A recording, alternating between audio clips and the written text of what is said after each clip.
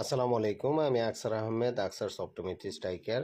আজ একটা বিষয় নিয়ে আমরা আপনাদের সাথে কথা বলবো। সেটা হচ্ছে কি, আমরা অনেক সময় রোগীদেরকে অপারেশনের জন্য অ্যাডভাইস করলে বা সার্জন যদি অ্যাডভাইস করে অপারেশনের জন্য, তো অনেক রোগীরা চালাকি করে অনেক রোগ তাদের থাকলে এই রোগগুলোর ব্যাপারে ডাক্তারদেরকে শেয়ার করতে চায় না, বা মনে থাকে না যে কোনো কারণে।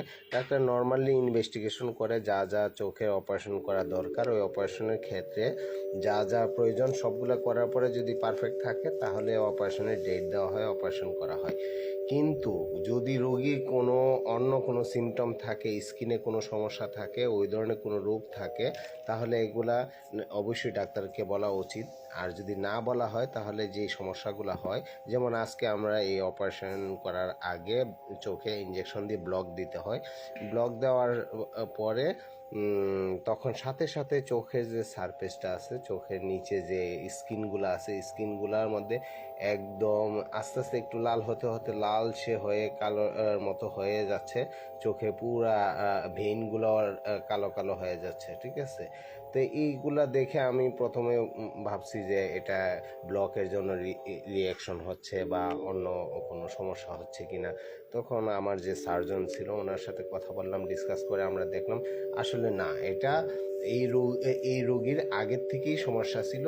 হ্যাঁ, যার কারণে এটাকে বলা হয় স্কিন হ্যামানজিওমা।